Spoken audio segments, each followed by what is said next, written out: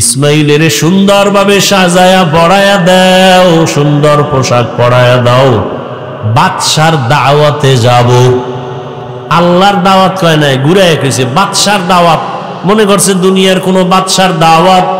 মা হাজেরা বাবার সাথে ছেলে যাবে দাওয়াতে, রাজকীয় কোনো দাওয়াত।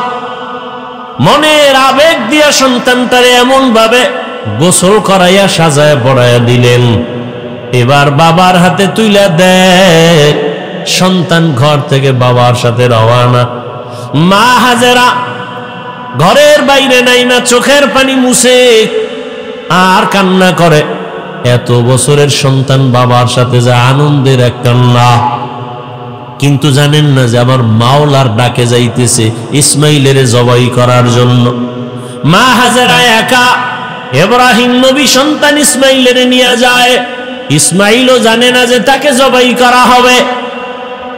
শয়তানের মাথা গরম হয়ে গেল, এই পরীক্ষায় যদি সবাই পাশ করে তো কত বিধর্মী মুসলমান হবে, ফেল করানোর বুদ্ধি কি? চিন্তা করে শয়তান ভাবলো যে মহিলার দিল নরম, হাজেরারে ধোকা দেই। গিয়া কয় হাজেরা মানুষের সুরতে ইসমাইলের সারস কই, বাবার সাথে গেছে দাওয়াতে। কার দাওয়াত? কয় বাদশার দাওয়াত। কয় না রবের দাওয়াত। কেন? রবের দাওয়াত যদি হয় তো তো ভালো। না না জানো না কি বলে, জবাই করার জন্য নিছে। না, বাবা কোনোদিন সন্তানের গলায় ছুরি লাগাইতে পারে না। ইবলিস কয় আল্লাহর হুকুম হয়েছে, ইব্রাহিমের কাছে ছুরিও আছে ইসমাইলের জবাই করার জন্য। এই কথা শুইনা হাজেরা কান্না করে বলে, ইবলিস যদি কথা সত্যই হয়, আমার রব যদি হুকুম দেয় এখান থেকে তুই চলে যা, আমি হাজেরার এক ইসমাইল কেন, আরো যদি ইসমাইল থাকে আমি রবের জন্য রাস্তায় ফিলাই দিব, আল্লাহর পথে দিতে আমি প্রস্তুত আছি। শয়তান পারল না, ধোকা দিয়া চলে গেল ইব্রাহিম নবীরে ধোকা দিতে, ইসমাইলেরে দিতে। গিয়া ইসমাইলেরে কয় তোর বাবা তোরে জবাই করবে, কই যাও? ইসমাইল ডাক দিয়ে কয় বাবা আপনি কি আমাকে জবাই করতে নেন? ইব্রাহিম নবী বলে শয়তান ধোকা দেয়, তাড়াতাড়ি পাথর মারো। এবার পাথর নিক্ষেপ করলেন 7টা। ইব্রাহিম নবী 7টা পাথর নিক্ষেপ করলেন। আবার আরেক জায়গায় ধোকা, ওখানে আবার পাথর, এভাবে 3 জায়গায়। আল্লাহর কাছে আমলটা পছন্দ হওয়ার কারণে কিয়ামত পর্যন্ত স্মৃতি আল্লাহ দিয়ে দিলেন। হাজী সাহেবরা এই 3 জায়গায় পাথর না মারলে একজন হাজির হজ কবুল হবে না। এবার চলে গেলেন মিনা বাজারে, সন্তানকে জবাই করে দেওয়ার জায়গা। জবাই করবে ঠিক এমন সময় ইব্রাহিম নবী একটু চিন্তা করলেন, ইসমাইলের একটু মতামতটা নিয়ে নেই, দেখি আমার সন্তানের কি মতামত। এইবার সন্তানের ডাইরেক্ট বলতেছে, ইন্নী আরা ফিল মানামি আন্নী আযবাহুকা ফানজুর মাযা তারা। ও বাবা, আমি স্বপ্নে দেখছি তোমাকে জবাই করতেছি, তোমার মতামত কি? কত কঠিন। বাচ্চা ইসমাইল 1 সেকেন্ডের জন্য চিন্তা না করে দ্রুত বলে ফেললেন, ইয়া আবাতি ফাল মা তুমার। বাবা তাড়াতাড়ি আপনাকে যে আদেশ করা হয়েছে পালন করেন। সাতাজিদুনি ইনশাআল্লাহু মিনাস সাবিরিন, অচিরেই আমাকে পাবেন ইনশাআল্লাহ ধৈর্য ধারণকারীদের অন্তর্ভুক্ত। এরে আল্লাহর বান্দা, এখানে অনেক কথা ইব্রাহিম নবীকে আল্লাহ পাক স্বপ্নে দেখাইলেন কেন, ডাইরেক্ট বললেন না কেন? আবার ইসমাইলকে জিজ্ঞাসা করলেন কেন? আল্লাহর হুকুমের বেলায় জিজ্ঞাসা করলেন কেন? এখানে তো জিজ্ঞাসা করার কোনো যুক্তিকতা নাই, আল্লাহ অর্ডার করছে পালন করো। আবার ইসমাইল স্বপ্নের কথাটাকে এত গ্যারান্টি দিল কেন? অনেক কথা এখানে। ইসমাইল নবী বললেন, আব্বাজান আমাকে দ্রুত আপনি যা দেখছেন হুকুম পালন করেন। বাবাই বলছে আমি স্বপ্নে দেখছি জবাই করতে। ইসমাইল বলে আপনাকে যে হুকুম দেওয়া হয়েছে তা পালন করেন। দেখছে স্বপ্ন, কিসের হুকুম? 13 বছরের সন্তান। অনেক কথা এখানে, হিকমত, এগুলোর জবাব এখন দেওয়ার সময় নেই। ইসমাইল বইলেই চোখের পানি ছেড়ে দিছেন। ঐতিহাসিকগণ লিখেন, ইসমাইল বলে, বাবাজান, যদি আমাকে এই কথাটা বাড়িতে বসে বলতেন, আমি আমার দুঃখিনী মায়ের থেকে একটু বিদায় সালাম দিয়া আসতাম। আমার মা কত কষ্ট করে আমাকে বড় বানাইছেন। মানুষ ছিল না, জঙ্গল পাহাড়, পানিও নাই, খানা নাই। আম্মা জানের থেকে আসছি, সালাম দিতে পারলাম না। আম্মা জান আমারে না পায় জানি পাগলনির মতো হয়ে যায়। আব্বা জান, আমার আম্মার কাছে আমার সালাম পৌঁছাইয়া দিয়ে আমাকে তাড়াতাড়ি জবাই করে দেন, আর বাড়ি যাইয়া আমার আম্মারে আমার সালাম জানাইয়ে। আর আমার আম্মা যদি আমারে না পাইয়া চোখের পানি ছেড়ে কাঁদে, আপনি আমার আম্মার সাথে রাগ করবেন না। আমার আম্মারে বুঝায় বলবে, ইসমাইল সালাম দিছে, দুনিয়ায় সন্তান কতদিন থাকে, কিয়ামতের ময়দানে মোলাকাত হয়ে যাবে। আব্বা জান, আমার আম্মার কাছে আপনি এই বার্তা পৌঁছে দিয়েন।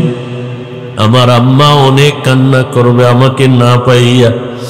ইতিহাসবিদরা বলে, আবার ইসমাইল কথাও বলছেন, আমার রক্তের জামা মাখা আমার মায়ের কাছে দিয়েন, আমার মা দেখে একটু কলিজা ঠান্ডা করবে।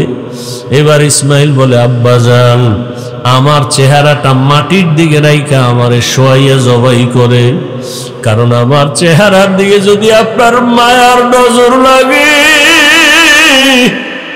আপনি মায়ার কারণে ছুরি চালাইতে পারবেন না। আরে আপনি ছুরি চালাইতে গিয়া যদি ব্যর্থ হয়ে যান, আমার মাওলাই বেজার, পরীক্ষায় বুঝি আপনি ফেল হয়ে যাবেন। দ্রুত আমার চেহারাটা নিচে রাখবেন, আর আমার হাতে পায়ে রশি দিয়া ভালো করে বাঁধেন। জবাই করতে গিয়া যদি আমার পায়ের নাড়াচাড়া আপনার শরীর মোবারকে লাগে, বেয়াদবি হয়ে যাবে। বাবার সাথে আমি বেয়াদবি করবো, এটা বরদাস্ত করা যায় না। ও বাবা আমার, হাত পাও ভালো করে বেঁধে নেন, আপনার চক্ষু দুইটাও বাঁধেন, আপনার চোখের নজর যেন আমার দিকে না পড়ে। বাবা, তাড়াতাড়ি আপনি ছুরি চালান। ইসমাইল নিজে শুইয়া পড়লেন আল্লাহর মোহাব্বতের জন্য। আল্লাহ পাক রব্বুল আলামিন ছুরিরে বললেন, খবরদার, আবার ইসমাইলের একটা পশমও যেন ক্ষতি না হয়। ইব্রাহিম নবী যখন ছুরি চালায় একটু পশম কাটে না। ইব্রাহিম নবী পাথরের উপরে আঘাত করলেন, পাথরটা টুকরা টুকরা হয়ে গেল। ইসমাইলের কয়, বাবা আর একবার চেষ্টা করে আসো। আল্লাহ বুঝি আবার বেজার হয়ে গেলেন নাকি? এবার নিয়ত করছি, রক্ত হাতে না লাগা পর্যন্ত ছুরি চালাইতেই থাকবো। ও আল্লাহর বান্দারা, কেমন ঈমান, কেমন আমার মালিকের মোহাব্বত। সন্তানের ছুরির নিচে রেডি আমার মাওলার হুকুমের জন্য। এবার ইসমাইলকে যখন নিয়ত করছে রক্ত হাতে না লাগা পর্যন্ত ইসমাইলের ছাড়বে না। ইসমাইলকে আবার যখন শোয়াইয়া ছুরি চালাবে, ইসমাইল যখন মাটিতে শুইয়া পড়লেন, আসমান থেকে আমার আল্লাহ অর্ডার দিলেন, ও জিবরাইল, জলদি করে জান্নাতি একটা দুম্বা নিয়ে যাও, আমার ইব্রাহিমের ছুরির নিচে দাও, ইসমাইলের যেন কোনো ক্ষতি না হয়। জিবরাইল আল্লাহর অর্ডারে জান্নাতি দুম্বা নিয়ে রওয়ানা। জিবরাইল ভাবলেন, মনে হয় আমি যাইতে না যাইতে ইসমাইল বোধহয় জবাই হয়ে যাবে। জিবরাইল আসমান থেকে জোরে আওয়াজ দিলেন, আল্লাহু আকবার, আল্লাহু আকবার। এইভাবে আওয়াজ দেওয়া মাত্র ইব্রাহিম নবী আসমানে তাকাইয়াও তিনি আওয়াজ দিলেন, ইসমাইলও আওয়াজ দিলেন, লা ইলাহা ইল্লাল্লাহু আল্লাহু আকবার। ইব্রাহিম নবী আওয়াজ দিলেন, আল্লাহু আকবার, ওয়ালিল্লাহিল হামদ। আল্লাহর কাছে তাকবীর ও কিয়ামত পর্যন্ত নারী পুরুষ সবার জন্য আল্লাহ পাক স্মৃতি হিসাবে রাইখা দিলেন। 9 তারিখ জিলহজ মাস ফজর থেকে চালাও, নারীরা পুরুষেরাই তাকবীর পড়বা, আল্লাহু আকবার আল্লাহু আকবার, লা ইলাহা ইল্লাল্লাহু আল্লাহু আকবার ওয়ালিল্লাহিল হামদ।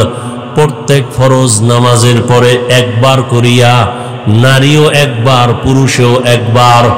নারীরা আস্তে আওয়াজে, পুরুষেরা একটু জোরে আওয়াজ দিয়া পড়বে। 13 তারিখ পর্যন্ত আল্লাহ পাক এই পছন্দের আওয়াজকে জারি রাখলেন কিয়ামত পর্যন্ত। ইসমাইলের দুম্বা যখন জিব্রাইল আসতেছে, ইব্রাহিম নবী যখন ছুরি চালায়, ইসমাইলের সরাইয়া দুম্বা দিয়া দিলেন। হঠাৎ করে দেখে রক্ত লেগে গেল, চোখ খুলে তাকায় দেখে অচেনা একটা জানোয়ার জবাই হয়ে গেল। আল্লাহর পক্ষ থেকে আওয়াজ আসতেছে, আল্লাহ বলেন ওয়ানাদাইনাহু আইয়া ইব্রাহিম কদ সাদ্দাক্তার রুইয়া ইন্না কাযালিকা নাজজিল মুহসিনিন। ও ইব্রাহিম, তোমার পক্ষ থেকে আমার যা চাওয়া তা হয়ে গেছে। আমি সন্তানের জবাই চাই নাই, আমি চাইছি তোমার কলিজার মোহাব্বত। আমি দেখতে চাইছি তোমার অন্তরে আমি মাওলার মোহাব্বত বেশি নাকি সন্তানের মোহাব্বত বেশি। জবাই চাই নাই, যাও তাড়াতাড়ি হাজেরার কাছে চলিয়া যাও। ইসমাইলের জন্য মা হাজেরা কান্না করে, ও ইব্রাহিম, সন্তানকে মায়ের কোলে ফিরাইয়া দাও। আর বলে আসো বাদশার দাওয়াতে যাই, বিদায় বেলা বাদশার থেকে একটু হাদিয়াও তো দরকার। আমি জান্নাতে একটা হাদিয়া দিয়া দিলাম, হাজেরাকে নিয়ে এই হাদিয়া তোমরা খাও। ইব্রাহিম যখন বললেন ইন্নী যাহিবুন ইলা রব্বি সায়াহদিন, আমি আমার রবের পথে রওনা দিয়েছি, রব আমার জন্য রাস্তা খুলে দিবেন অচিরেই। রব্বি হাবলি মিনাস সালিহিন। ইব্রাহিম নবী বললেন, হে আমার রব, আমাকে একটা নেককার সন্তান দান করেন। ফাবাশশারনাহু বিগুলামিন হালিম। আল্লাহ পাক রব্বুল আলামিন বললেন, অতঃপর আমি সুসংবাদ প্রদান করলাম একজন বিচক্ষণ ধৈর্য ধারণকারী বান্দার এক বাচ্চার। ফালাম্মা বালাগা মাআহু সাইয়া ক্বালা ইয়া বুনাইয়া। অতঃপর যখন দুইজন পৌঁছলেন নির্দিষ্ট জায়গায়, বাপ তার বেটাকে বললেন, ও আমার সন্তান, ইন্নী আরা ফিল মানাম, আমি ঘুমের মধ্যে দেখতেছি, আন্নী আযবাহুকা, তোমাকে জবেহ করতেছি, ফানজুর মাযা তারা, বলো তোমার কি মতামত। ক্বালা ইয়া আবাতি ইফআল মা তু'মার। সন্তান বললেন, হে আমার বাবা, আপনি যা দেখেছেন, হুকুম আসছে, সে হুকুম আপনি পালন করেন। সাতাজিদুনি ইনশাআল্লাহ, আমাকে আপনি অচিরেই পাবেন, আল্লাহ যদি কবুল করেন, মিনাস সাবিরিন, ধৈর্য ধারণকারীদের মধ্য থেকেই। তেলাওয়াতকৃত আয়াতের তরজমা শেষ। হাদিস পড়েছি, নবীজি বলেন, লা তাআতা লি মাখলুকিন ফি মাসিয়াতিল খালিক। আল্লাহকে অসন্তুষ্ট করে পৃথিবীর ভিন্ন কারো আদেশ নিষেধ মেনে নেওয়া হারাম। আল্লাহকে অসন্তুষ্ট করে মা বাবার কথা মানা হারাম। আল্লাহকে অসন্তুষ্ট করে পীরের কথা মানা হারাম। আল্লাহকে অসন্তুষ্ট করে নেতার কথা মানা, নেত্রীর কথা মানা হারাম। এক কথায় দুনিয়ার সব বেজার হয়ে যাবে, কোনো দুঃখ নাই, আল্লাহকে বেজার করা যাবে না। কাকে বেজার করা যাবে না? কিন্তু আমরা বেশি আল্লাহকে বেজার করি। পর্দা করলে আমার আল্লাহ খুশি, আত্মীয় স্বজন বেজার। এখন আপনার পরীক্ষা, নিজে যাচাই করে দেখেন আপনার অবস্থা কি। পর্দা করলে আল্লাহ খুশি হবেন, আত্মীয় স্বজন বেজার হবে।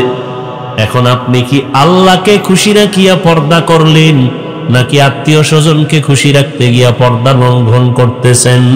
আপনার ঈমানের কি হালাত, কোনো মুফতি সাহেবের ফতোয়ার প্রয়োজন নাই, নিজে নিজে হিসাব করেন। দাড়ি রাখলে আমার আল্লাহ খুশি হবেন, আত্মীয় স্বজন বেজার হবে। এখন আপনি আত্মীয় স্বজনকে বেজার করছেন নাকি আল্লাহকে বেজার করছেন? আপনার ইমানের হিসাব আপনিই করে নেন। ওমরে ফারুক বলেন, হাসিবু আনফুসাকুম ক্বাবলা আন তুহাসাবু। হিসাব, আসল হিসাবের আগে নিজে হিসাব মিলাও। আসল হিসাব যেদিন শুরু হবে নিজে হিসাব করার সময় পাইবা না। এখনই সময় হিসাবটা মিলায় নাও।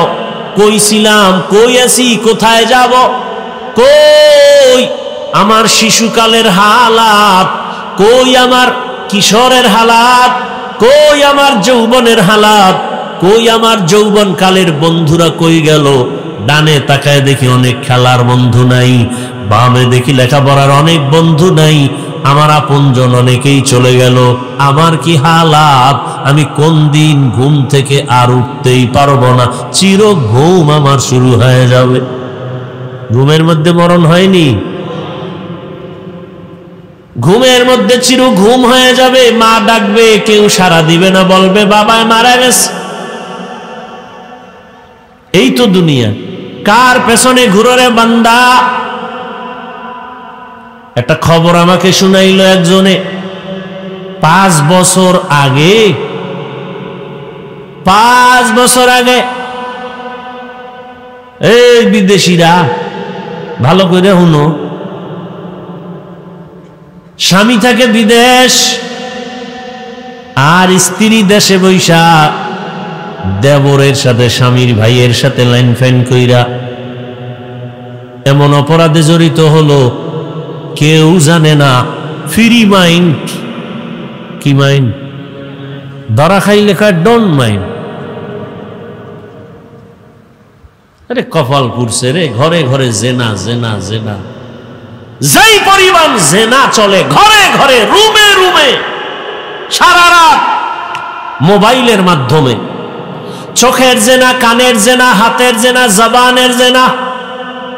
যেই পরিমাণ অপরাধ চলে ঘরে ঘরে, রুমে রুমে।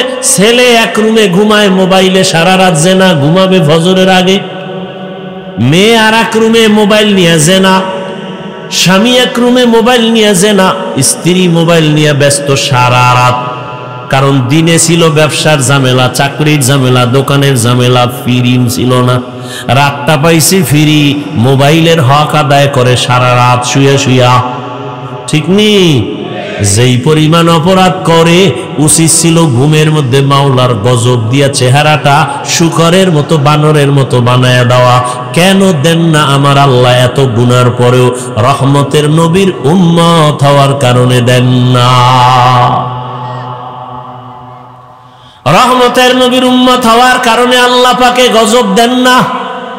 দিলে তো 1 সেকেন্ডের ব্যাপার, মাঝে মাঝে দেয় তো। সিডার কত নামে বেনামে সব ধ্বংস হয়ে যায়। চিত্রাং নামের এক প্রলয়ঙ্কারী ঝড় কয়েক বছর আগে আপনাদের এই পার্শ্বের এলাকা কুমিল্লা জেলার ঘটনা। ছেলেটা যুবক, বিয়ে করছে মাত্র একটা বাচ্চা। বিদেশের যত টাকা পয়সা কামাই করে আইনা দেশে একটা বিল্ডিং করছে, 2 তলা বিল্ডিং, ডুপ্লেক্স। আগামী শুক্রবার বিল্ডিং এ ঢুকবে, হুজুরগো দাওয়াত দিছে। পাশে একটা টিনের ঘর, রাতের বেলা টিনের ঘরে ঘুমাইছে। চিত্রাং নামের প্রলয়ঙ্কারী ঝড় এসে একটা গাছ ফালাইছে। একই চকির মধ্যে স্বামী আর স্ত্রী, যুবক যুবতী আর বাচ্চাটা, একটা গাছ পইরা 3 জনের বুকে চাপ লাইগা জাগায় শেষ। আগামী শুক্রবার ঢুকবে বিল্ডিং। जिंदगी में बंदगी तू कर नहे, जिंदगी में बंदगी तू कर नहे, जिंदगी बे बंदगी शर्मिंदा है, जिंदगी बे बंदगी शर्मिंदा है। বাংলাদেশ পিছায়া নাই, একটা অপরাধ করিয়া কেউ পার পায় না, এর পরেও যে কেন অপরাধ করে, তা কেমন অপরাধ? জবাই করে ফেলে, মা সন্তানকে জবাই করে, সন্তান মাকে জবাই করে। ওই যে দেবরের সাথে সম্পর্ক, স্বামী বিদেশ থেকে আসছে, কি জানি হইয়া লাগছে, স্ত্রীর সাথে তর্ক, স্ত্রী একটা জোরে ধাক্কা দিছে, দেওয়ালে লাগছে, বাড়ি পড়ে গেছে, রক্তক্ষরণ হইছে, হসপিটালে নিয়ে কোন রকম বাসায় আসছে, আবার ঝগড়া করতে করতে দেওরে নীলা স্বামীটার স্ত্রী সহ রাতে মেরে ফেলছে। মেরে ফেলার কম্বল দিয়ে পেঁচাইয়া খাটের তলে লাশ রাখছে 2-4 দিন। রাখার পরে গন্ধ আসবে, এজন্য অনেক দূরে রাতের বেলা নিয়ে গেছে, কচুরি পানা পানির একেবারে গভীরের মধ্যে নিয়ে রাখছে। এইবার সবাই জিজ্ঞাসা, তোর স্বামী এইলো গেল কই? কয় ইমার্জেন্সি বিদেশ গেছি গে। এদিক যে ঘটনা কেউ জানে না, কিন্তু আমার মাওলার ধরা বড় কঠিন। দুনিয়াটা এত আপডেট হয়ে গেছে, কেউ নাই, অপরাধের খবর কেউ জানে না, কিন্তু ধরা খেয়ে যায়। 5 বছর আগে অন্যায় করছে, আজকে ধরা খাইল। 7 বছর আগে অপরাধ করেছে, কেউ জানে না, কিন্তু আজকে ধরা খেয়েই গেল। এরকম অহরহ চলছে। যুবকরা এগুলি দেখে না, সারা রাত দিন আকাম করতে করতে সময় কাটায় মোবাইলে, এই জিনিস দেখে না। কিসের বাহাদুরি? আল্লাহ, সামনে কোরবানি, বরকতের মাস, জীবনটা হেলায় কাটায় দিলেন, আল্লাহর আদালতে কি নিয়ে দাঁড়াবেন? অথচ আল্লাহর প্রিয় গোলাম যারা আম্বিয়ায়ে কেরাম, তাদের কত কঠিন পরীক্ষা দিয়া দুনিয়ার জীবন কাটাইলেন। আমাদের নবীর কঠিন পরীক্ষা, দুনিয়াতে আসার আগে বাবা হারায় ফেললেন, 6 বছরে মা হারায় বড় অসহায় হয়ে গেলেন। একদিন আর 2 দিন না, যেই রহমতের নবী দোয়া করলেন সাথে সাথে কবুল, ওই রহমতের নবী না খাইয়া পেটে পাথর বেঁধেছে। 3 বছর পর্যন্ত রহমতের নবীকে গৃহবন্দী করে রাখছে, পানি দেয় না, খানা দেয় না। সেই রহমতের নবী আমার গাছের পাতা ছিঁড়ে ছিঁড়ে খায় আর পেটের ক্ষুধা নিবারণ করে। কেমন রহমতের নবী, এত কষ্ট করেছেন। আবার অন্য নবীদের কষ্ট সারা জীবন বয়ান করলে শেষ হবে না। মুসা নবীর কষ্ট, ঈসা নবীর কষ্ট, ইব্রাহিম নবীর কষ্ট, আইয়ুব আলাইহিস সালাম তো রোগে পুরা জিন্দেগি শেষ, পোকা পুরা বডির মধ্যে পোকা। ইউনুস নবী মাছের পেটে। ওজায়ের আলাইহিস সালামকে 100 বছর পর্যন্ত এরকম মাঠের মধ্যে পড়ে রয়েছে, মইরা গেছে। 100 বছর পরে আল্লাহ আবার জিন্দা করে দিছেন। আল্লাহ কয়, ওজায়ের কতক্ষণ ছিলা? কয় 1 দিন বা এর কিছু কম। কোরআনের আয়াত। ওজায়ের বলে 1 দিন বা এর কম, কয় না 100 বছর চলে গেছে।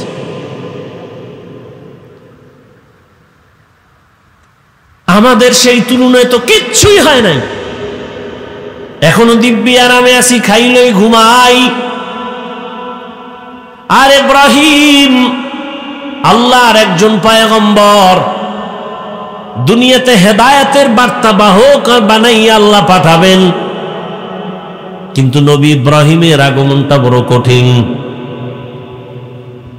ইরাকের বাবেল শহর, ওই শহরের অধিপতি নমরুদ এক সময়ের একদিন রাতের বেলা ঘুমে স্বপ্ন দেখে একটা আগুন উইঠা পুরা ইরাক বাবেলটাকে ছাই করে ফেলছে।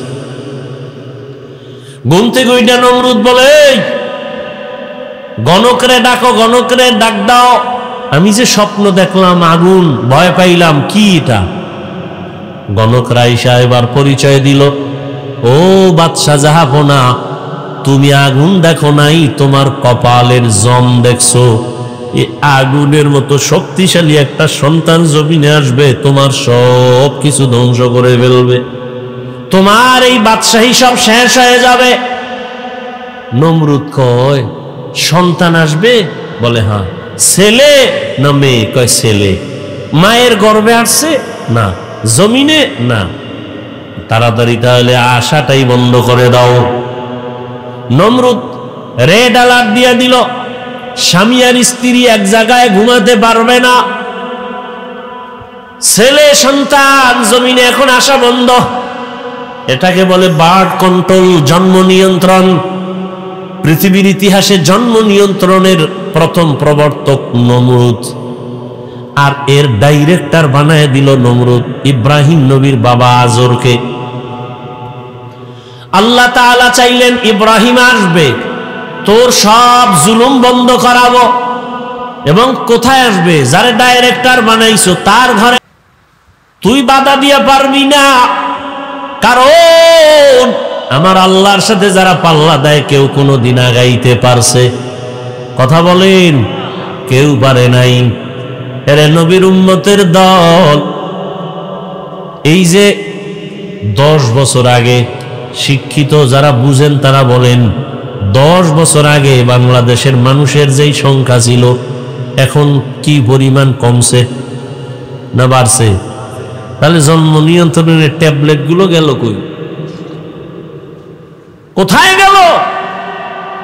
স্লোগান রাস্তার মোড়ে মোড়ে ব্যানার লাগায়, ছেলে হোক মেয়ে হোক দুটোর বেশি নয়, একটা হলে ভালো হয়। আমি বলি আবার লেখ না হইলে আরো ভালো তোদের জন্য। এরা জন্ম নিয়ন্ত্রণের বড়ি খায় কেন? আর এটি বানাইলো কেরা? এগুলি নিয়ে কথা বলবো না, তবে এতটুকু বলবো 10 বছর আগে ট্যাবলেট খাইয়াও তো সন্তান কমাতে পারে নাই, বরং যেদিন থেকে স্লোগান শুরু একটার বেশি না, সেদিন থেকে আমার আল্লাহর কুদরতি চাবি চালু হয়ে গেল, একসাথে 4 বাচ্চা। ঠিক নেই? লিল্লাহি মুলকুস সামাওয়াতি ওয়াল আরদি ইয়াহাবু লিমান ইয়াশা ইয়াহাবু লিমান ইয়াশাউ ইনাসাও ওয়া ইয়াহাবু লিমান ইয়াশাউ যুকুর আও ইউযাওবিজুহুম যুকরানা ওয়া ইনাসা ওয়া ইয়াজআলু মান ইয়াশাউ আকিমা ইন্নাহু আলিমুন কাদির।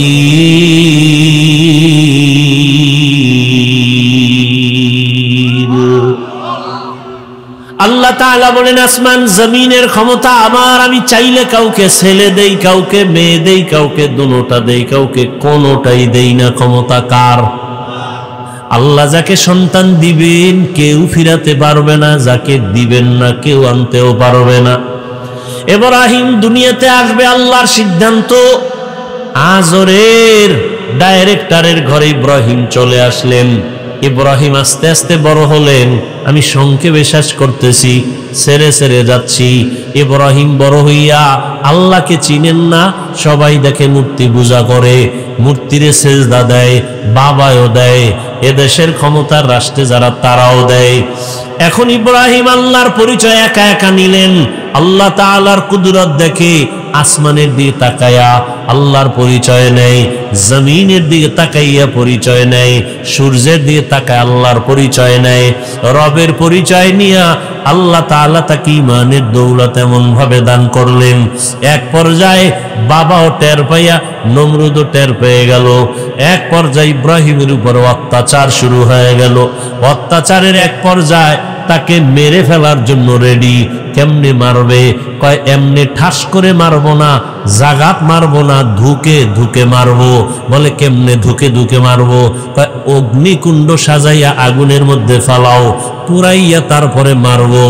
তাকাইয়া তাকাইয়া দেখবে কেমনে তার জীবনটা নষ্ট হয়। অগ্নিকুণ্ড সাজাইল বিশাল এরিয়া নিয়া। ইব্রাহিম আলাইহিস সালামকে আগুনের মধ্যে ফেলবে। এখন আগুন জ্বালাইছে, এত পরিমাণ তাপ কেউ কাছে যাইতে পারে না। এখন ওখানে ফেলবে কেমনে? তা চরখা বানাও, চরক গাছ লাগাও, ওই গাছের রশিতে বাইদা ঘুরায় ঘুরায় ঘুরায় ঘুরায় ফালায় দিব। বানলো, চরকা বানাইয়া ইব্রাহিম নবীর সাথে রশি দিয়া বাইদা টানা শুরু করলো। কিন্তু ইব্রাহিম নবী জায়গায় বসা, নড়াচড়ার কোনো সুযোগ নাই, চরক গাছ নড়ে না। নমরুদের মাথা গরম হয়ে গেল। ইবলিস আইসা কয়, এই মুহূর্তে পারবা না। লক্ষ লক্ষ আসমানের ফেরেশতারা ইব্রাহিমের রশি ধইরা রাখছে, ফেরেশতাদের দূরে সরাও। কেমনে ওগো তো দেখা যায় না, অন্ধকার, আমরা তো কিছুই দেখি না। বলে এখানে কাজ করো, দুইটা বর্ণনা ঐতিহাসিকগণ বলেন। এক, উলঙ্গ নারীদের, নারী পুরুষের নাচ গান এখানে দাও। নারী পুরুষ যখন উলঙ্গ নাচ গান করবে, রহমতের ফেরেশতা চলে যাবে, অটোমেটিক ইব্রাহিমকে ফেলতে পারবা। এই একটা। আর একটা বর্ণনা, এই মুহূর্তে ইব্রাহিমকে উলঙ্গ করো, যদি উলঙ্গ করতে পারো রহমতের ফেরেশতা ভেঙে যাবে, আগুনে ফেলবা। ইব্রাহিমকে উলঙ্গ করবে কে? কেউ সাহস করে না। বাবা আজরকা আমি করবো, আসো। ইব্রাহিমের এক পর্যায়ে যখন উলঙ্গ করার জন্য বাবার সামনে দাঁড়াইয়া ইব্রাহিমকে বলে, তোমাকে উলঙ্গ করব। ইব্রাহিম বলে, বাবা, সন্তান বিপদ পড়লে মা বাবা পাগলের মতো হয় আত্মরক্ষার জন্য, সন্তানের বাঁচানোর জন্য। তুমি আমার জন্মদাতা বাবা, তুমি আমাকে উলঙ্গ করবা, কি একটু লজ্জা লাগে না? হাজার হাজার ফেরেশতা তাকায় আছে, আমাকে লজ্জা দিও না। এক পর্যায়ে যখন ইব্রাহিমকে উলঙ্গ করেই ফেলতেছে, রহমতের ফেরেশতারা চলে গেল। চরক গাছ উঠায় যখন আগুনের মধ্যে ফেলবে, ঠিক ওই সময় জিব্রাইল কানে মুখ লাগায় বলে, কোনো সহযোগিতার প্রয়োজন আসেনি। ইব্রাহিমের এখানে একটা পরীক্ষা, যদি বলে হ্যাঁ করো, আল্লাহ বেজার হয়ে যাবে। যে ছাত্র লেখাপড়ায় খুব ভালো, তার সামান্য অন্যায় শিক্ষক বরদাস্ত করতে পারে না। ইব্রাহিম আলাইহিস সালাম এখানেও পাশ করে বললেন, আরে আমি তো অন্ধ মালিকের গোলাম না, তুমি আমার সাহায্য করবা কি করবা না জানা নাই। আমার কিছুর প্রয়োজন হলে আমার মালিক আমার জন্য যথেষ্ট, তিনি আমার সবকিছু দেখতেছেন। ইব্রাহিম এইখানেও পাশ করে ফেললেন। আগুনের মধ্যে যখন ফেললো, আল্লাহ আগুনকে হুকুম করে দিলেন, উলনা ইয়া নারু কুনি বারদাও ওয়া সালামান আলা ইব্রাহিম। আকে লুতুফে খেশরা ইজহারে কর, বাখলিল আসনারে রাগল জারে কর। আগুনের মধ্যে ইব্রাহিম পড়ে আছে দিব্যি আরামে, কোন ইব্রাহিম নবীর পশমও জ্বলে না। নমরুদ অনেক দূরের থেকে তাকায় বলে, আগুন তুই কি দুর্বল হয়ে গেলি? কয় না, ইব্রাহিম যার কথা মাইনা চলে, আমিও তো তার কথা মেনে চলি। ইব্রাহিমের আল্লাহ হুকুম দিছে জ্বালানোর, নিষেধ করেছেন পশম যেন জ্বলে না। আবার আল্লাহ যদি অর্ডার করে, তোর এই পুরা জমিন আমি জ্বালায় দিতে পারি। দীর্ঘদিন ইব্রাহিম নবী আগুনের মধ্যে থাইকা বের হলেন, সশরীরে আরামে সুস্থতার সাথে বের হইয়া। এবার কয় না, এত বড় জুলুম সহ্য করা যায় না, দেশে থাকবো না। বিদায় বিবি বিশ্ব সুন্দরী সারা, তাকে নিয়ে রওনা সিরিয়ার দেশে, ইরাক থেকে সিরিয়ায় যাবে। সাথে একজন তার ভাতিজা লূত আলাইহিস সালাম তার সঙ্গে আছেন। আল্লাহর পদে পদে বান্দার উপরে পরীক্ষা। যাবেন সিরিয়ায়, মিশরের এলাকা যখন পার হচ্ছেন, সেখানে আবার এক ঝামেলা। মিশরের জালেম খবর পাইছে বিশ্ব সুন্দরী সারা যায়, কয়টাকে আটকাও। আটকাইয়া লয়ে গেছে তার খাস কামরায়। ইব্রাহিম নবী একা বসে আছেন রাস্তায়। ইব্রাহিম নবী বলেন, হে মালিক, তুমি আমারে যতই পরীক্ষা করো, দয়া করে পাশ করায়া দাও। আমার বিবির সতীত্ব নষ্ট করবে কেউ, বরদাস্ত করা যায় না। কি না জানি করে জানি না। আল্লাহ কয়, ইব্রাহিম ধৈর্য ধারণ কর, আমি তোর অন্তর চক্ষু খুলে দিলাম। জালেম তোর স্ত্রীর সাথে কি করবে তুই এখানে বসে সব দেখবি। ইব্রাহিম নবী অন্তর্চক্ষু দিয়া তাকায়া দেখে জালেম বিশ্ব সুন্দরী বিবি সারার দিকে হাত যখন বাড়াইতে শুরু করলো, সাথে সাথে হাতটা বাঁকা হয়ে গেছে, শক্ত হয়ে গেছে।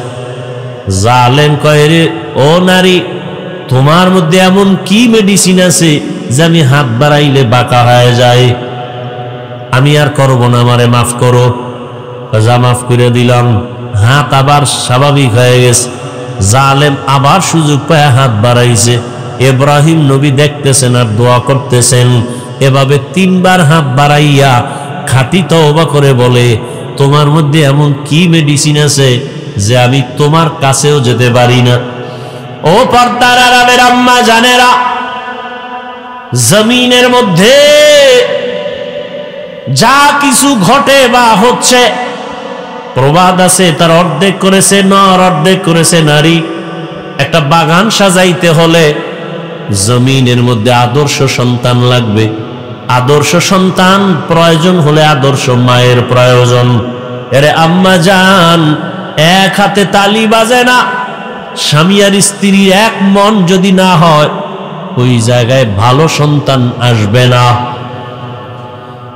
ওই মা সারা কতটা কঠিন এক মুহূর্তে, তার স্বামী নবীও নাই, আল্লাহর মোহাব্বতের পরীক্ষায় পাশ করার জন্য এতটা মজবুত। জালেম যখন বলে, তোমার মধ্যে কি মেডিসিন আছে যে আমার হাত আগায় না? আল্লাহর বান্দি বিশ্ব সুন্দরী সারা বলে, আরে আমার মধ্যে তো কিছুই নাই, তবে আমার জানা আছে এতটুকু, আমি আল্লাহর প্রিয় একজন বান্দার স্ত্রী। আল্লাহর প্রিয় বান্দা ইব্রাহিম নবীর স্ত্রী কয়, কই তোমার সেই প্রিয় বান্দা? বলে, ওই যে রাস্তায়। জালেম ভুল স্বীকার কইরা নবীরে ডাইকা মেহমানদারি করাইয়া জানতে চাইলেন সন্তান কতজন? কয় কোনো সন্তান নাই। কেন? কয় চাইছি পাই না। তখন হাজেরা নামের আল্লাহর বান্দি তাদের কাজের জন্য রাখছিল, দিয়ে দিছে খেদমতের জন্য, যাও হাদিয়া দিয়ে দিলেন। এক পর্যায়ে সারার খেদমতের জন্য হাজেরারে নিয়ে রওয়ানা, সিরিয়ায় যাবে। সারা ইব্রাহিম নবীর সাথে বিবাহের জন্য দিয়া দিলেন। হাজেরার সাথে নবী ইব্রাহিমের বিবাহ হয়ে গেল। বিবাহ হইয়া সংসার চালায়, সন্তান নাই। ইব্রাহিম আলাইহিস সালামের 80 বছর পার হয়ে গেল। আল্লাহর কাছে একদিন দোয়া করে, রব্বি হাবলি মিনাস সলিহিন। একজন নবী হইয়া আল্লাহর কাছে দোয়া করে ভালো সন্তানের জন্য। আর আপনার আমার কি হালাত? সন্তান চাইলে হবে না, আল্লাহর কাছে ভালো সন্তানের কামনা করতে হবে। ও আল্লাহ, একটা নেককার সন্তান দাও। 10টা সন্তান হলে কি লাভ হবে যদি সন্তানের কারণে মা বাবার হাতে হ্যান্ডকাপ লাগে, পুলিশে ধরে, মানুষ যদি গালাগালি করে, সন্তানের কারণে মা বাবার ইজ্জত যদি নষ্ট হয়, এমন সন্তান 10টা হলেও লাভ নাই। আর একটা সন্তানের দ্বারা মা বাবার সম্মান যদি বেড়ে যায়, এমন এক সন্তানও যথেষ্ট। দোয়া করলেন, আল্লাহ পাক বললেন, সুসংবাদ দিলেন, অপেক্ষায় থাকো, একটা ভালো সন্তান দিচ্ছি। ফাবাশশারনাহু বিগুলামিন হালিম। 80 বছরের উপরে বয়সে সন্তান আল্লাহ দান করলেন, নাম রাখলেন ইসমাইল। দুনিয়াতে আসছেন অত্যন্ত সুন্দর, সুদর্শন, দেখলে কলিজা ঠান্ডা। আবার বুড়া বয়সে সন্তান পাইছে, কত মায়া। আল্লাহ পাকের পরীক্ষা আবার শুরু হয়ে গেল। সন্তানের মায়ার কারণে আমি মাওলার মোহাব্বতের মাঝে না জানি দেওয়াল হয়ে যায়, পর্দা পড়ে যায়। কত হাজি সাহেব, কত গাজী সাহেব, কত পীর সাহেবের মুরিদ, কত তাবলিগওয়ালা তাবলিগ করে, পীরের কাছে যায়, কিন্তু খবর নিয়ে দেখি অনেকের মাইয়া এখনো বেপরদায় কলেজে দৌড়ায়, ছেলেটা এনজিওতে চাকরি করে, হারাম টাকা সুদের টাকা কামাই করে। এরকম বহু টুপিওয়ালায় জমিনে আছে না নাই? সন্তানের মোহাব্বতে আল্লাহর মোহাব্বত ভাটা পড়ে গেছে। আর আল্লাহ সাহায্য করবে এত সোজা? সন্তানের মোহাব্বত আল্লাহ এর জন্য সতর্ক করছেন, সাবধান। ইয়া আইয়ুহাল্লাযীনা আমানু লা তুলহিকুম আমওয়ালুকুম ওয়া আওলাদুকুম আন যিকরিল্লাহ। সম্পদ আর সন্তান থেকে সতর্ক, তোমাকে আমি মাওলার জিকির থেকে যেন দূরে সরায় না দেয়। ইন্নামা আমওয়ালুকুম ওয়া আওলাদুকুম ফিতনাহ, সাবধান। ইব্রাহিম নবী দোয়া করলেন, আল্লাহ সন্তান দিলেন। মায়া বাড়তেছে বাড়তেছে, আল্লাহর হুকুম চলে আসলো, আর রাখা যাবে না। এই স্ত্রী আর সন্তানটাকে একটা জায়গায় নির্বাসনে দাও। কোথায়? বলে আমার ঘর, জমিনের প্রথম ঘর বাইতুল্লাহ, ওখানে নিয়ে যাও। কেমন কঠিন পরীক্ষা! ইব্রাহিম নবী এতটুকু বললেন, বিবি চলো। কোথায় কোথায় টোথায় নাই, কোনো আওয়াজ নাই, বলা যাবে না। আল্লাহর হুকুমে চললেন। হাজেরা আর শিশু ইসমাইলকে নিয়ে হাঁটতে হাঁটতে হাঁটতে হাঁটতে বাইতুল্লাহ, যেই বাইতুল্লাহর চারদিকে জঙ্গল আর পাহাড়, মানুষ নাই, কোনো আলো নাই, বাতাস নাই, খাদ্য নাই, কিচ্ছু নাই, বিরান ভূমি, এক চতুর্মুখী জঙ্গল, ভয় আর ভয়। সেখানে হাজেরাকে রাইখা, শিশু ইসমাইলকে রাইখা পয়গম্বর ইব্রাহিম এবার বাড়ির দিকে রওয়ানা। কথাও বলা যাবে না। কত কঠিন পরীক্ষা আপনি চিন্তা করছেন। এবার হাজেরা জিগায়, যখন যাইতে আছে ডাক দিলেন, হে আল্লাহর নবী, আমাদের এখানে রাইখা আপনি কই যান? নবী কোনো আওয়াজ নাই, নিষেধ, মুখ খোলা যাবে না। পেছন দিক দিয়া ধরলেন, আস্তিনটাকে ধইরা যখন দাঁড় করাইলেন, আমাদের রেখে যান কেন? নবী চুপ। এক পর্যায়ে কথা যতই বলে নবী আওয়াজ দেন না। মা হাজেরা শেষ সময় বলেন, আমাদের যেখানে রাইখা যাইতেছেন, এটা কি আপনার ইচ্ছা নাকি রবের হুকুম? এহে নাও, জবান খোলা যাবে না। মাথা নাড়ায় ইশারা দিলেন, হ্যাঁ রবের হুকুম। তাও মুখে বলে নাই। আল্লাহ কেমন কঠিন পরীক্ষা! শুধু ইশারায় জবাব দিলেন, হ্যাঁ আল্লাহর হুকুম। এ কথা বলা মাত্র হাজেরাও তো যেমন তেমন বান্দিনা, নবীর সোহবাত। বিদায় বেলা বলেন, পয়গম্বর আপনি চলে যাবেন, দুঃখ নাই, তবে শিশু ইসমাইলের রাইখা গেলেন, একটু পানি আছে আর কিছুই নাই, আমাদের জন্য একটু দোয়া করবে। এখানে জঙ্গল, চারিদিকে পাহাড়, খানা দানা নাই, কোনো মানুষ নাই, আমি একটা মাত্র মহিলা মানুষ, আবার বাচ্চাটাও আমার শিশু, আপনার কাছে কিছুই চাই না নবী, আমাদের জন্য একটু দোয়া করিয়েন। আর যদি মাঝে মাঝে একটু মনে চায়, আমি হাজেরার খবর নেওয়ার প্রয়োজন নাই, আমার সন্তান ইসমাইলের খবর নিয়ে যাইয়েন, মাঝে মাঝে আসবেন। নবী কথা বলা নিষেধ। এবার চলতেছেন, হাজেরা এখানে বসে আছেন, চিন্তায় পড়ে গেলেন, এই জঙ্গলে কোনো মানুষ নাই, পাহাড়, আমি একা ইসমাইলের নিয়ে কেমনে থাকবো? আল্লাহর কাছে দোয়াও করেন। ইব্রাহিম নবী উইঠা পাহাড়ে উঠে নিচে নামলেন, নাইমা আল্লাহর দরবারে হাত উঠায় দোয়া করা শুরু করলেন। রব্বানা ইন্নী আসকানতু মিন যুররিয়্যাতি বিওয়াদিন গায়রি যি যারইন ইনদা বাইতিকাল মুহাররম রব্বানা লিয়ুকিমুস সালাতা ফাজআল আফইদাতাম মিনান নাসি তাহবি ইলাইহিম ওয়ারযুকহুম। নবী দোয়া করলেন। দোয়া করিয়া তিনটা কথা বলে গেলেন, হে আল্লাহ, তোমার দরবারে তিনটা দোয়া করে গেলাম। আমার সন্তান, আমার স্ত্রী এখানে আছে, তুমি বাসস্থানের মানুষের ব্যবস্থা করে দিও, এবং তুমি তাদের রিজিকের পানির ব্যবস্থা করো, এবং তাদের খানার আয়োজন তুমি ফল ফ্রুটের ব্যবস্থা করিও। নবী দোয়া করে চলে গেলেন সিরিয়ায়, সারাকে নিয়ে জীবন কাটায়। হাজেরার ইসমাইল এখানে কেউ নাই, চতুর্মুখী জঙ্গল, পাহাড়। ইসমাইলের পানি পান করাইতে করাইতে শেষ হয়ে গেল, কিচ্ছু নাই, চারদিকে কোনো পানিও নাই। ও পর্দার আড়ালের আম্মা জানেরা, আল্লাহর মোহাব্বত কত কঠিন, কত কোরবানি আর ত্যাগ। এক একজন নারী ইতিহাস কায়েম করে গেছেন। আপনারা নবী না, তবে নবীদের মায়ের মতোই তো আপনাদের মান। আপনারা তো সাহাবায়ে কেরামদের মায়ের মতো দামি নারী। আপনারা তো ইসমাইল নবীর মা হাজেরা আলাইহিস সালামের মতো দামি। আপনারা তো ঈসা নবীর মা মারিয়াম আলাইহিস সালামের মতো দামি।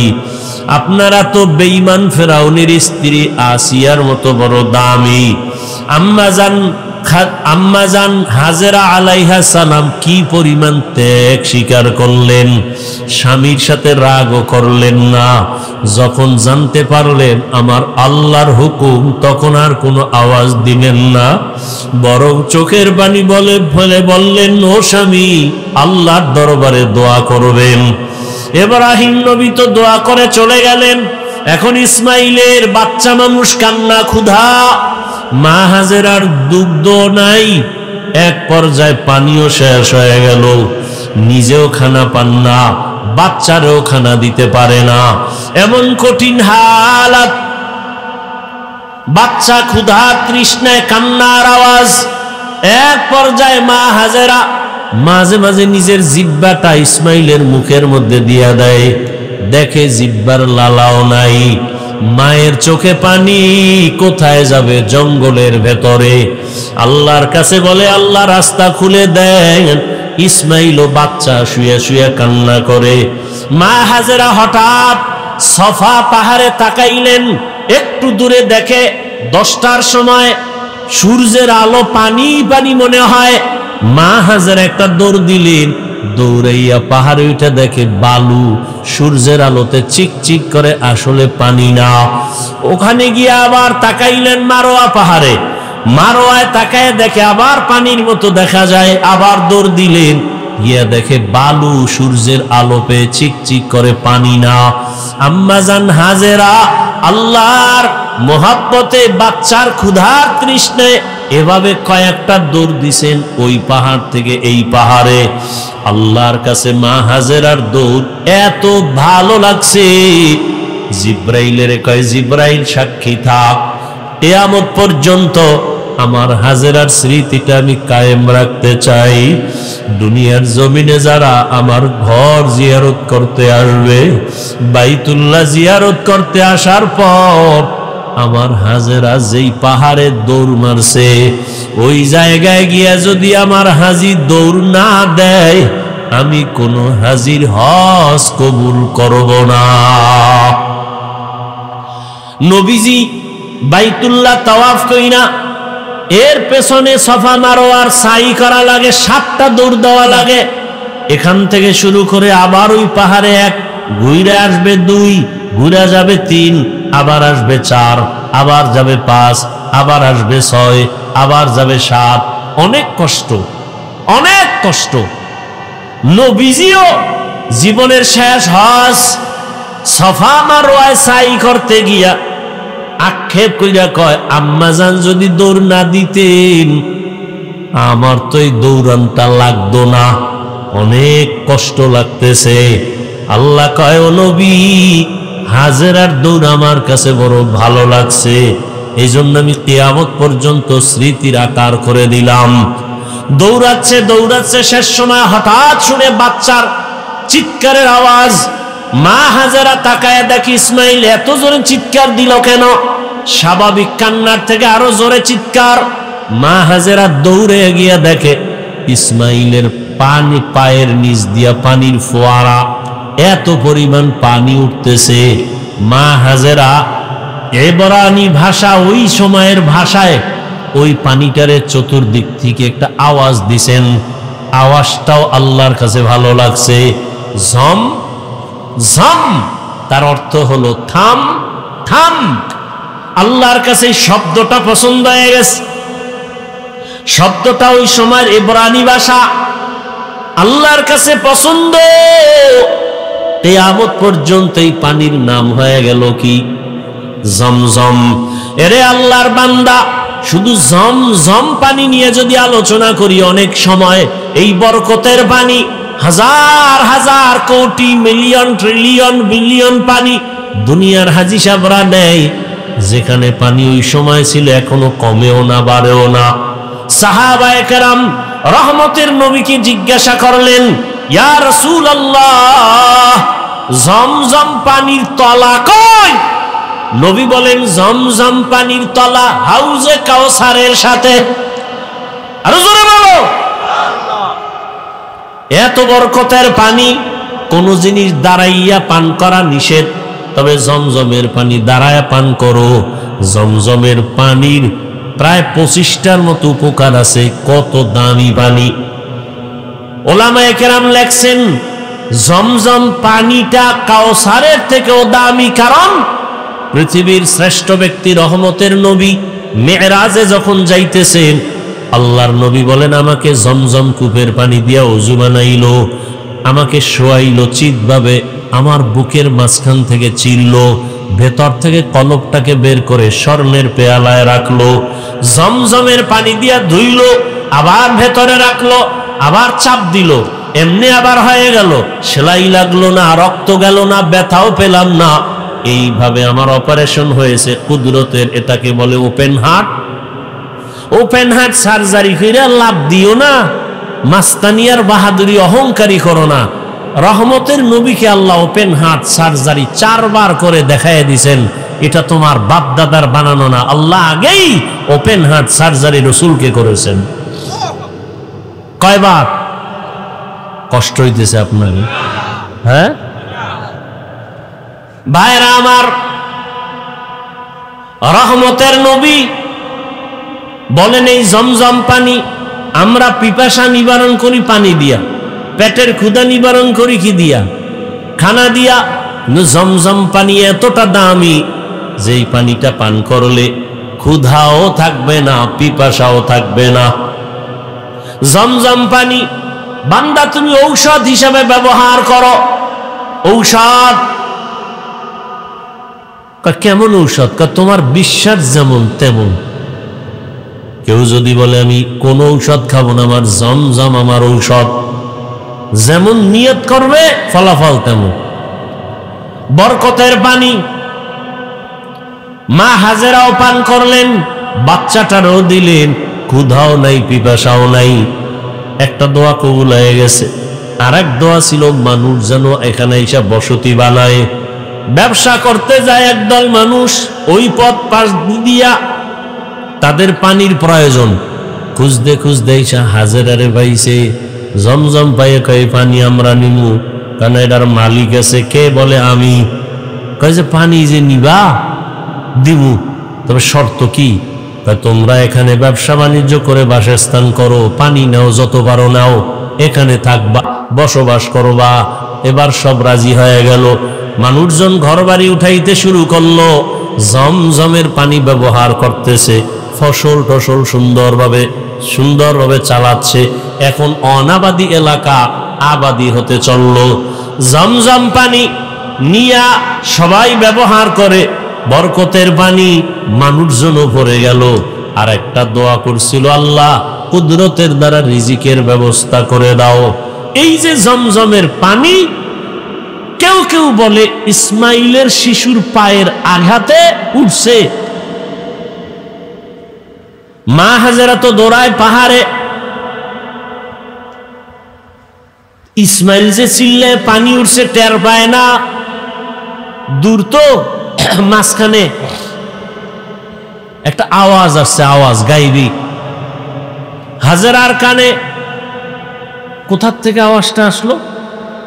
নজর করে দেখে বাইতুল্লাহর থেকে আওয়াজ। দৌড়ে গিয়ে দেখে পানি। মুফাসসিরিনে কেরাম বলেন, এটা ইসমাইলের পায়ের আঘাতের পানি না, জিব্রাইল আমিন পাখা দিয়া জোরে আঘাত করেছেন, পানি ওঠা শুরু হয়ে গেছে। মা হাজেরা এখন মোটামুটি ভালো অবস্থান, বাবার তো খবরই নেই। এবার রিজিক চাইছেন, ফল। জিব্রাইল আমিনের মাধ্যমে আল্লাহ একটা বিশাল বড় ফলের বাগান তায়েফের ময়দানে নিয়ে আল্লাহ ব্যবস্থা করে দিলেন। 12 মাস তায়েফের ময়দানের ফল 12 মাস সেই ইসমাইলের সময়ের বাগান, ওই সময়ের থেকে ফল শুরু হয়ে গেল, রিজিকের ব্যবস্থাও হলো, ফলের আয়োজন হলো। মা হাজেরা ইসমাইলকে বড় বানাইতে বানাইতে যখন বয়স হলো, কিতাবে আছে 13 বছর। কত? এতদিন আমরা বলতাম, এর মধ্যে বিভিন্ন মত আছে, কেউ বলছেন আরো কম, তবে 13টাই প্রসিদ্ধ। 13 বছর যখন হলো, বাবার সাথে সন্তানের কোনো কানেকশন নাই, মনের ভেতরে তামান্না মোহাব্বতের আগুন জ্বলে। হঠাৎ জিলহজ মাস শুরু হয়ে গেল, বড় দামি মাস। ওয়াল ফাজরি ওয়া লায়ালিন আশর ওয়াশ শাফঈ ওয়াল ওয়াতর, বড় দামি মাস। আল্লাহ কসম করে বলছেন এই 10 রাতের বড় দাম। বাইতুল্লাহ যারা হাজী সাহেব ওখানে হজে গেছে, এই হজ শেষ কোরবানি দেওয়া পর্যন্ত, চাঁদ উঠার থেকে কোরবানি দেওয়া পর্যন্ত নখ কাটবে না, চুল কাটবে না, কিছুই কাটা যাবে না। আমরা বাইতুল্লাহ যেতে পারি না, যারা কোরবানি দিবেন, যারা দিবেন না সবাই এই আমলটা করি, অন্তত একটু বাহানা করবেন যে ওখানে যেতে পারি না, তবে হাজীদের সাথে একটু মিল করলাম। নখ চুল কিছুই কাটবেন না কোরবানি করার পরে। এর দ্বারা অনেক ফজিলত, মাওলার কুদরত। ওই বলছিলাম না, বাইতুল্লাহ মাওলার পাগলামির জায়গা, মাওলার আশেকের ইশক আর পাগলামির জায়গা বাইতুল্লাহ। দেখেন না, এই যে গোসল করবে হাজিরা, সাবান লাগানো যাবে না, তেল লাগানো যাবে না, যত ময়লা সয়লা নিয়ে এলোমেলো থাকো ততই আল্লাহর কাছে ভালো। পাগল সাজো পাগল, বুঝে না একদল। ওটির তারমার আরো ছিঁড়ে গেছে, ছিঁড়া যাইয়ে এবার আমার পিছে লাগছে। আমি মক্কার হাজিদের পাগল কইছি, ওরে এইটা হই না, আর একদল আরো ডবল পাগল হয়ে গেছে। হাফিজুর রহমান পাগল কইল কেন? তো তুই ডবল পাগল হইলি কেন? দুনিয়ার সব মানুষই তো পাগল। এখন কি যাবি? এখন যাইবে? এতদিন বলছি মক্কার হাজিরা মাওলার পাগল, রাস্তার ল্যাংটা পাগল না। আজ বললাম দুনিয়ার সবটি পাগল, একটা মানুষ নেই পাগল ছাড়া। কেউ চেয়ারের পাগল, কেউ ক্ষমতার পাগল, কেউ নারীর পাগল, কেউ গাড়ির পাগল, কেউ সম্মানের পাগল, কেউ সৌন্দর্যের পাগল। একটা মানুষও পাগল ছাড়া আছে? সব পাগল। নামাজ নাই, রোজা নাই, যারা ক্ষমতার পাগল, আর ঘুমের ভিতরে ক্ষমতা, নামাজে দাঁড়াইলেও ক্ষমতা। যারা নারীর পাগল, 24টা ঘন্টা নারী নিয়ে জিকির আর ফিকির।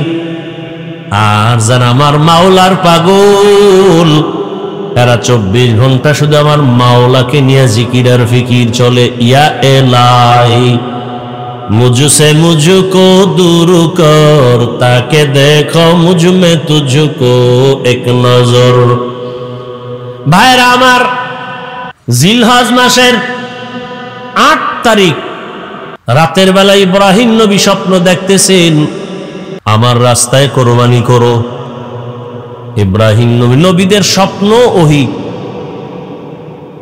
নবী স্বপ্ন দেখা সকালবেলা উঠে চিন্তায় পড়ে গেলেন, কি দেখলাম? স্বপ্ন তো কয়েক ধরনের, এক স্বপ্ন রহমানি, আর এক স্বপ্ন শয়তানি, আর এক স্বপ্ন নফসানি। শয়তানের পক্ষ থেকে স্বপ্ন, আর নিজের ধ্যান খেয়ালের দ্বারা স্বপ্ন, আর একটা রবের পক্ষ থেকে স্বপ্ন। নবী চিন্তায় পড়ে গেলেন, কি ওহী নাকি কোনো শয়তানের পক্ষ থেকে দেখলাম? বুঝতে পারলেন না। এই জন্য এই দিনটাকে বলে ইয়াউমে তারবিয়াহ। ইয়াউমুত তারবিয়াহ, সন্দেহের দিন। পরের দিন আমার একই স্বপ্ন।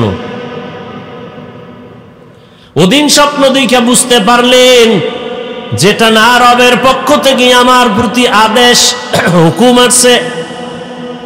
স্বপ্ন দেখা ফাইনাল হয়ে গেলেন, আল্লাহর রাস্তায় কোরবানি করতেই হবে। এবার দ্বিতীয় রাত্রে স্বপ্ন দেখে ফাইনাল সিদ্ধান্ত নিয়ে নিলেন, উট কোরবানি দিলেন।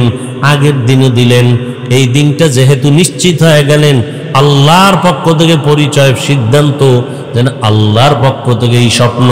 এজন্য এই দিনটাকে বলে ইয়াউমে আরাফা, 9 জিলহজ। এই দিনের রোজার অনেক দাম।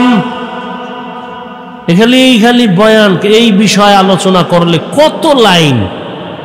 আরাফার রাত দিনের রোজা বড় দামি রোজা, এই মাসের প্রথম থেকেই রোজা বড় দামি, আমল বড় দামি। আল্লাহ কসম খাইছেন, ওয়াল ফাজরি ওয়ালায়ালিন আশর, 10 রাতের কসম, ফজরের কসম।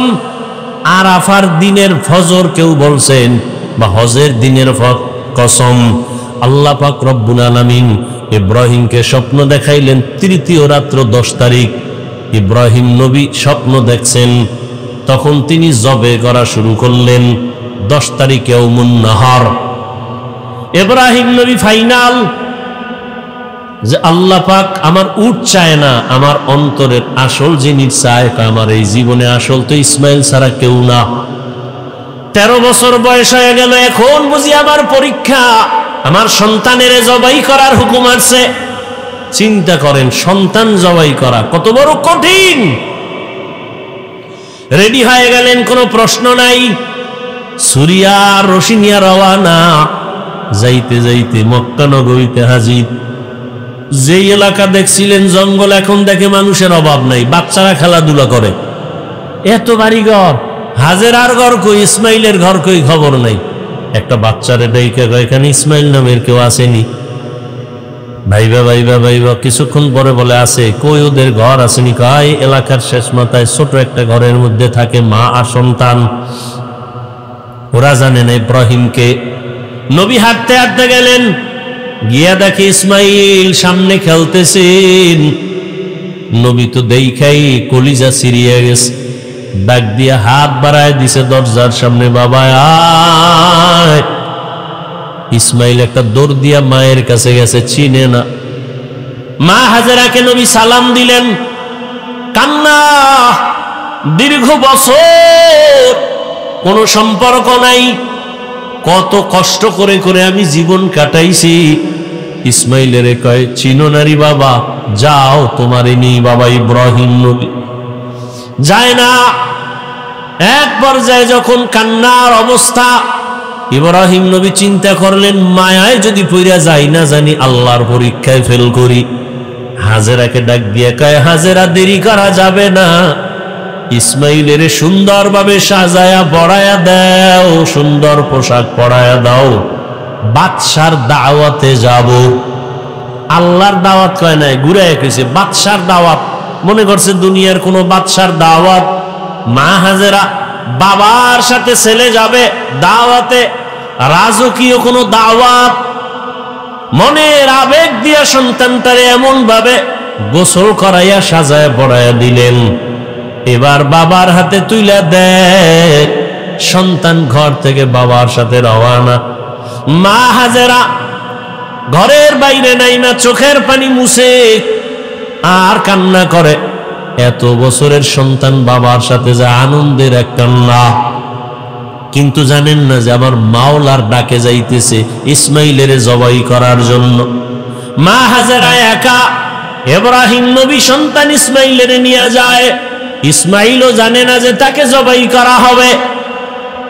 শয়তানের মাথা গরম হয়ে গেল, এই পরীক্ষায় যদি সবাই পাশ করে তো কত বিধর্মী মুসলমান হবে, ফেল করানোর বুদ্ধি কি? চিন্তা করে শয়তান ভাবলো যে মহিলার দিল নরম, হাজেরারে ধোকা দেই। গিয়া কয়, হাজেরা মানুষের সুরতে ইসমাইলের সারস কই, বাবার সাথে গেছে দাওয়াতে। কার দাওয়াত? কয় বাদশার দাওয়াত। কয় না, রবের দাওয়াত। কেন? রবের দাওয়াত যদি হয় তো তো ভালো। না না, জানো না কি বলে, জবাই করার জন্য নিছে। না, বাবা কোনদিন সন্তানের গলায় ছুরি লাগাইতে পারে না। ইবলিস কয়, আল্লাহর হুকুম হয়েছে, ইব্রাহিমের কাছে ছুরিও আছে ইসমাইলের জবাই করার জন্য।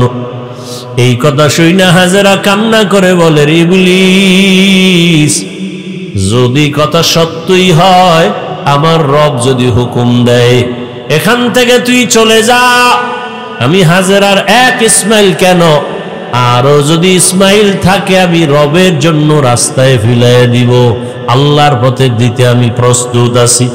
শয়তান পারল না, ধোকা দিয়া চলে গেল ইব্রাহিম নবীরে ধোকা দিতে। ইসমাইলের দিতে গিয়া ইসমাইলের কয় তোর বাবা তোরে জবাই করবে, কই যাও? ইসমাইল ডাক দিয়ে কয় বাবা আপনি কি আমাকে জবাই করতে নেন? ইব্রাহিম নবী বলে শয়তান ধোকা দেয়, তাড়াতাড়ি পাথর মারো। এবার পাথর নিক্ষেপ করলেন 7টা।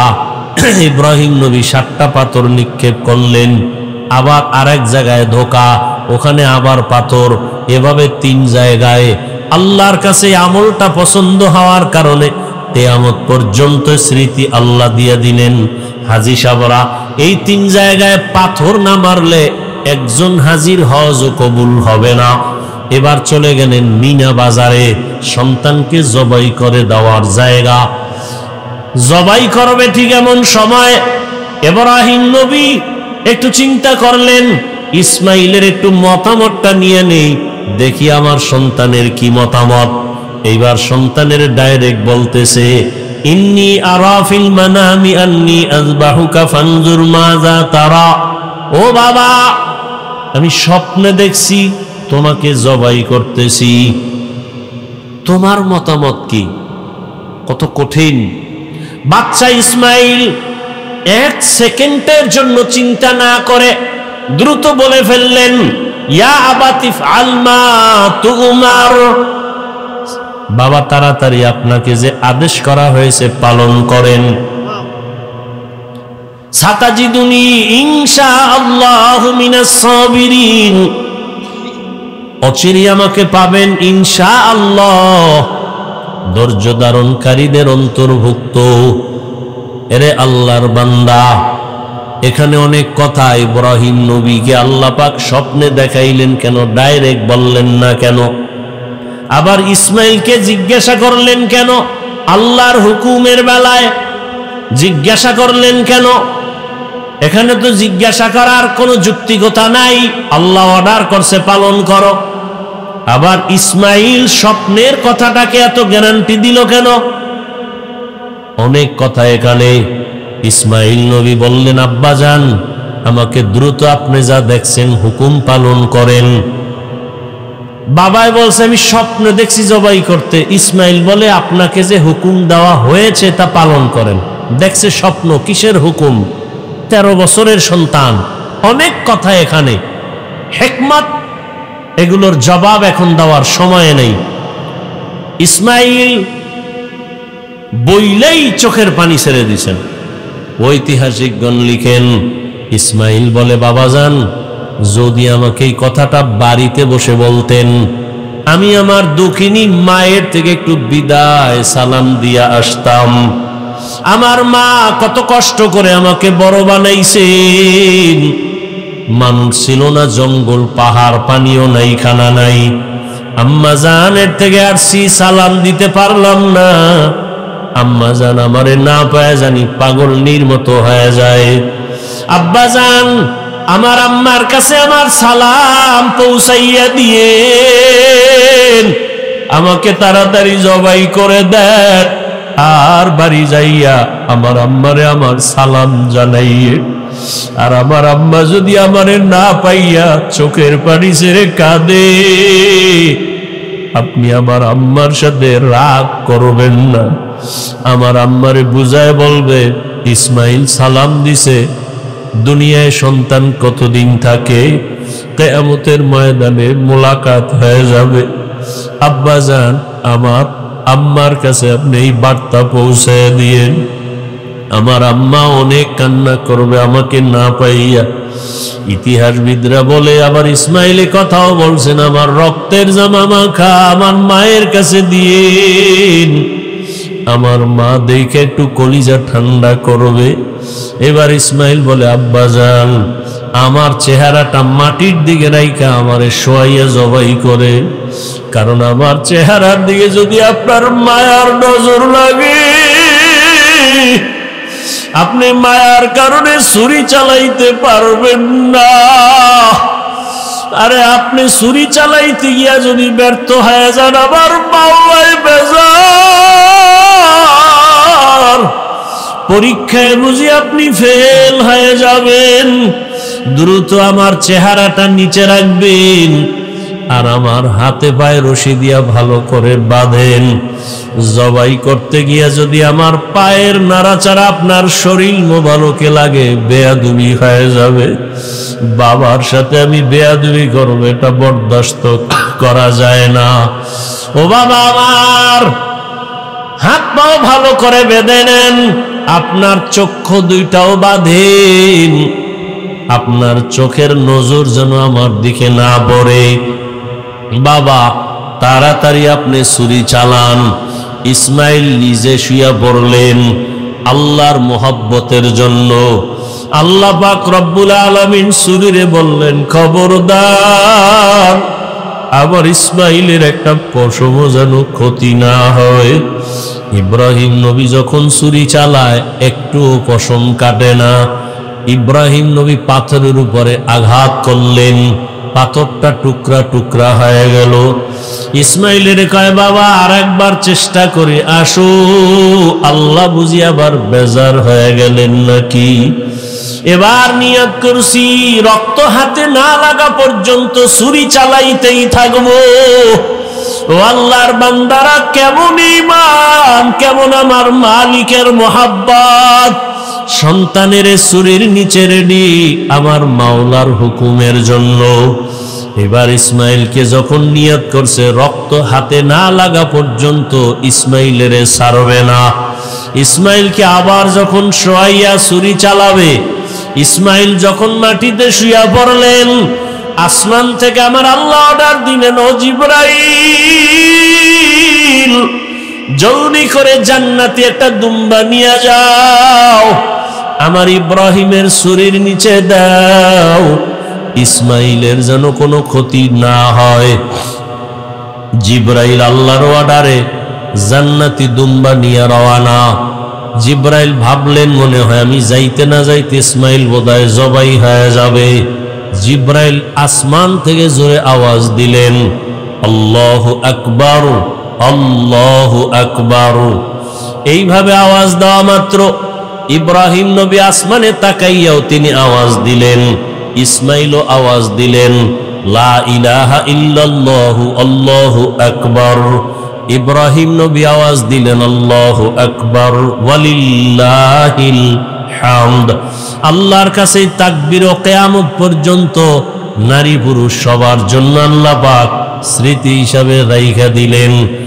9 তারিখ জিলহজ মাস ফজর থেকে চালাও, নারীরা পুরুষেরাই তাকবীর পড়বা, আল্লাহু আকবার, আল্লাহু আকবার, লা ইলাহা ইল্লাল্লাহু আল্লাহু আকবার ওয়ালিল্লাহিল হামদ।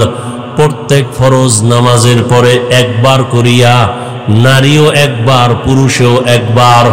নারীরা আস্তে আওয়াজে, পুরুষেরা একটু জোরে আওয়াজ দিয়া পড়বে।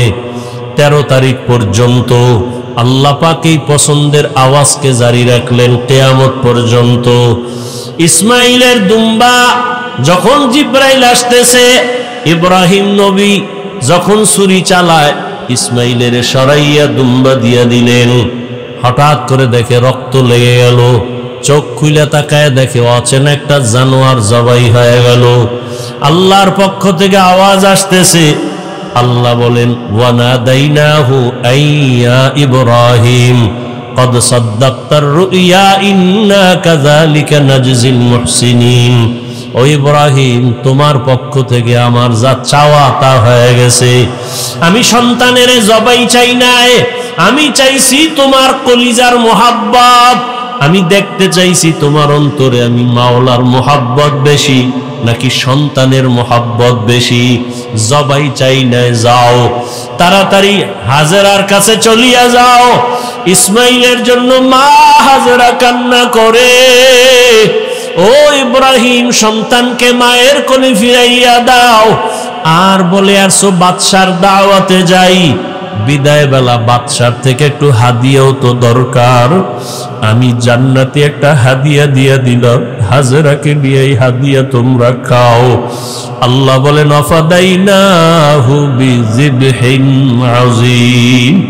ওই ইব্রাহিম নবীর কুরবানি আল্লাহ পাক বলেন, লাইয়ানালাল্লাহা লুহুমুহা ওয়ালা দিমাউহা ওয়ালাকিন ইয়ানালুহুত তাকওয়া মিনকুম। ও ও দুনিয়ার কোরবানি দেনেওয়ালারা, আমি তোমার রক্ত চাই না, পশুর গোশত চাই না, আমি চাই তোমার কলবের তাকওয়া। তুমি কোরবানি কি মানুষকে দেখাবার জন্য দাও না, আমি আল্লাহর মহাব্বতে দাও। আমি তোমার অন্তরের মহাব্বতের পরীক্ষা নিতেছি, আমি তোমার গোশতের পরীক্ষা নেই না, রক্তের কিছুই নেই না, আমি আল্লাহ তোমার অন্তরের তাকওয়া চাই। ও আল্লাহর বান্দারা, আল্লাহর মহাব্বত নিয়া এখনো সময় আছে। সন্তানের মায়ায় পড়িয়া, মা বাবার মায়া, পরিবারের মায়ায় আল্লাহর রহমত থেকে অনেক দূরে এখনো তওবা করেন। ও যুবক বাবারা, পর্দার আড়ালের মা বোনেরা, আল্লাহর কাছে তৌফিক চান, আল্লাহ হাজেরার মতো আদর্শওয়ালা আমাদের নারীদের বানাও। ও যুবক বাবারা, দোয়া করো, আল্লাহকে বলো ইসমাইল নবীর আদর্শওয়ালা বানায়া দাও। মুরব্বীরা দোয়া করেন, ইব্রাহিম নবীর কলিজার আদর্শ আমাদের দান করো। তোমার মোহাব্বতের পরীক্ষায় কামিয়াব বানায়া দাও। জীবনে যত অপরাধ করেছো টাকার মায়ায়, সন্তানের মায়ায়, আজকে থেকে তওবা করো, আর নামাজ ছাড়বা না। মা বাবার মায়ায় পড়ে আল্লাহকে ভুলবা না, পরিবারের মায়ায় পড়িয়া আল্লাহর রহমত থেকে দূরে যাইবা না। ও যুবক বাবারা, কয়দিন আর গুনাহ করবা? শখ লাগায় তো কম গুনাহ করো নাই, মনের চাহিদায় কত গুনাহ করেছো, আর কত মরণ কি তোমার হবে না? কয়দিন আর বাহাদুরি করবা? এখনো নিয়ত করো, মা বাবার দোয়া নিয়া, শিক্ষকের দোয়া নিয়া, উলামায়ে কেরামের দোয়া পরামর্শ নিয়া নবীজির আদর্শ মেনে চলবো। আল্লাহ আমাদের কবুল করেন। আলহামদুলিল্লাহি রাব্বিল আলামিন, ওয়াসসালাতু ওয়াসসালামু আলা সাইয়্যিদিল আমবিয়া ওয়াল মুরসালিন ওয়া আলা আলিহি ওয়া আসহাবিহি আজমাইন। ইয়া আরহামার রাহিমিন, ইয়া আরহামার রাহিমিন, ইয়া আরহামার রাহিমিন। রব্বিরহামহুমা কামা রব্বায়ানি সগীরা। আল্লাহুম্মা ইন্নাকা আফুউন কারীম তুহিব্বুল আফওয়া ফা'ফু আন্না। আল্লাহুম্মা ইন্না নাসআলুকা রিযাকা ওয়াল জান্নাহ ওয়া নাউযু বিকা মিন সাখাতিকা ওয়ান নার। আয় আল্লাহ, আমরা গুনার বোঝা নিয়ে আপনার দরওয়াজায় হাজির। গুনাহের কারণে দিলটা পাথর হয়ে গেল, চোখে পানি নাই। কান্নাওয়ালা চক্ষু দান করেন, জিকিরওয়ালা জিহ্বা দান করেন, আখিরাতের ফিকিরওয়ালা কলব দান করেন। আয় আল্লাহ, আমাদের গুনাহমুক্ত জীবন দান করেন। মাদ্রাসা মসজিদ কবুল করে নেন। আয় আল্লাহ, মাহফিল কবুল করে নেন। আয়োজন